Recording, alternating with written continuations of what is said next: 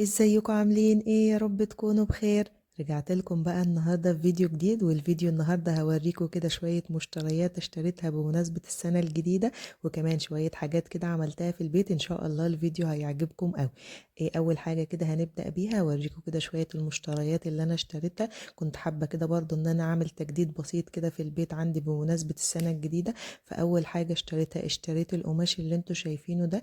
ده قماش ملايات عادي خالص، اللون الكروهات ده بصراحة عجبني قوي، والالوان بتاعته كده حسيت انها هتمشي معانا كده في السنة الجديدة. ربنا يا رب يجعلها سنة سعيدة علينا كلنا.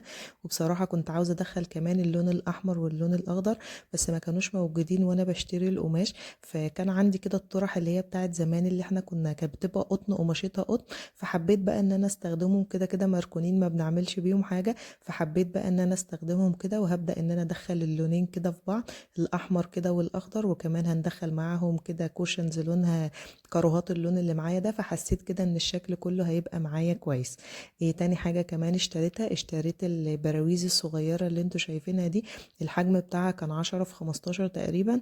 يعني حسيت كده ان شكلها بسيط وشكلها حلو قوي. وهتشوفوا برضو كده لما نيجي نجدد التجديد الاخير، هتشوفوا كده انا هعمل فيها ايه.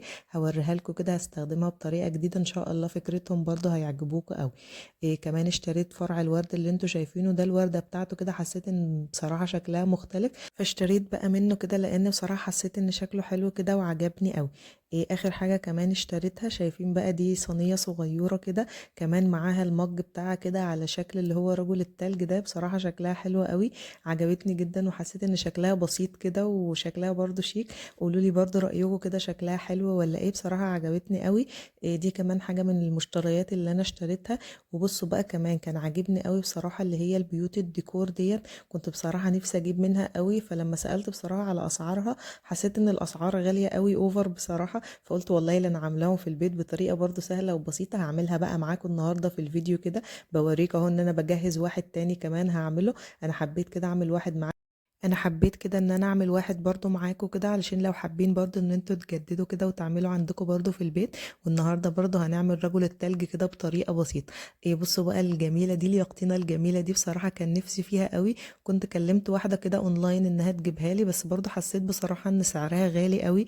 فحبيت برضو ان انا اعملها في البيت. لقيت بصراحه طريقتها سهله قوي، وشكلها طلع كيوت جدا، وشكلها جميل قوي بجد. هتشوفوا برضو كده واحنا بنفرش الحاجات كلها، شكلها بصراحة طلع قمر قوي، عجبتني. لو انتوا برضو عاوزين تشوفوا الطريقة بتاعتها وانا عملتها ازاي، عملتها بصراحة من طرحة برضو قديمة كانت موجودة عندي.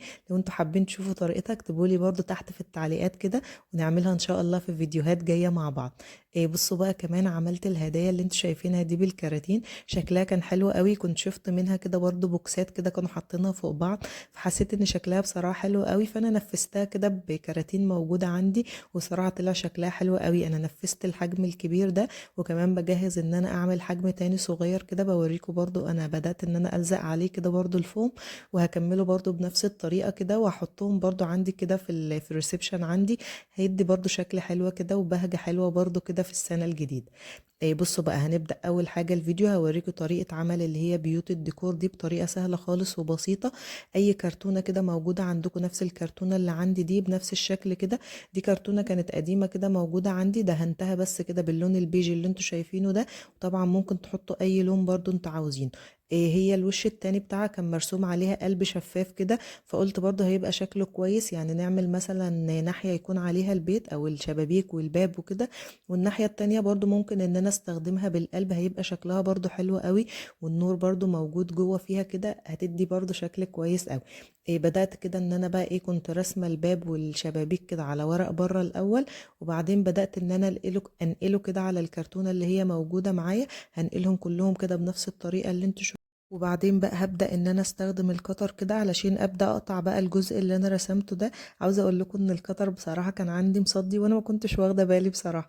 فهبدأ كده ان انا ايه، اخرم الاول خرم صغير كده، وبعدين هقلبه الناحية التانية وهطلعه خالص من الجزء الاورنج بتاعه ده. وهبدأ بقى ان انا اقطع بيه كده علشان بس ايه، اقطع الحاجات برضو مظبوطة كويس. بس بصراحة كان مساعدني جدا وخلاني اقطع كده الاجزاء متساوية فعلا، وطلع شكلها مظبوط قوي. ايه هبدأ بقى ان انا اقطع كل البيبان كده بنفس الطريقة اللي انتوا شايفينها دي. بصوا بقى اي كرتونة موجودة عندكم نفس الشكل ده، يعني انا وريتكم ان انا عملت كمان البيت التاني ده من كرتونة العصير، يعني كرتونة برضو بسيطة وسهلة كده في القطع، وبرضو مش هتبقى صعبة معانا قوي. طيب لو ما عندكوش مثلا كراتين او حاجة، ممكن تاخدوا المقاسات اللي انتوا عاوزينها وتلزقوا بقى الكراتين مع بعض بنفس الطريقة دي، يعني تطلع نفس الشكل اللي انتوا شايفينه ده. لو ما عندكوش كرتونة نفس الشكل ده بالظبط. الجزء بقى اللي بعد كده كمان اللي انا هبدأ اعمله، كنت عاوزة بقى اعمل شكل البيت كده من فوق، فقطعت جزئين كرتون كده وهبدأ ان انا الزق عليهم كده الورق اللي انتوا شايفينه ده.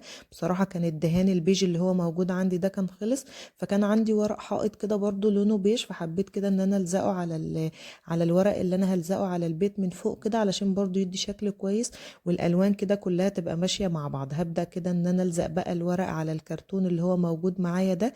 استخدمت الغيرة كده وبدأت ان انا الزق كل الورق كده على الكرتون، وهلزق كمان ورقة تانية من الناحية التانية كده. خلاص بعد ما كنت خلصتهم هبدأ بقى ان انا الزقهم كده على الكرتون الكبيرة اللي هي موجودة معايا.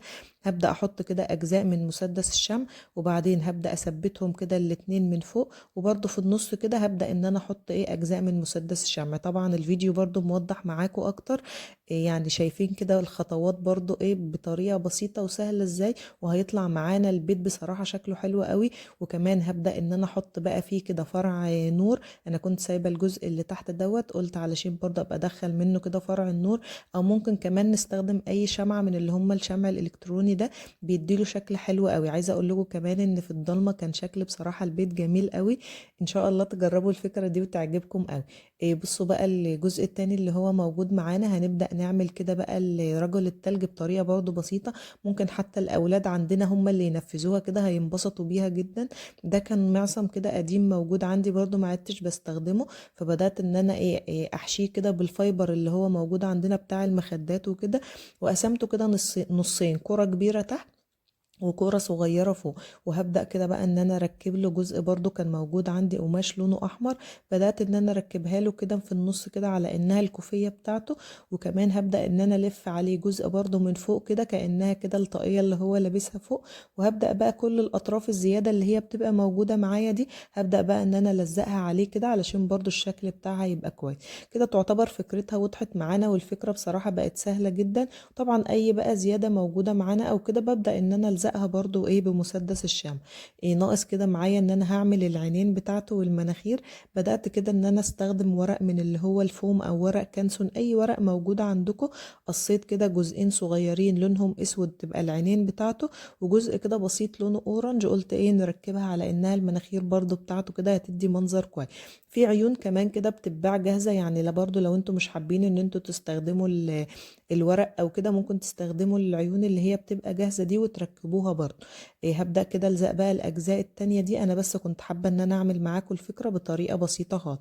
كده فيديو النهاردة خلص. ما تنسوش بقى تعملوا لايك للفيديو، وكمان تشتركوا في القناة وتفعلوا زر الجرس علشان يوصلكوا كل الفيديوهات اللي بنزلها. واستنوا كده ان شاء الله فيديو التجديدات اللي هنعملها، وتشوفوا بقى هنعمل ايه علشان السنة الجديدة. ويا رب تكون سنة سعيدة علينا كلنا، واستنوني ان شاء الله في فيديو جديد.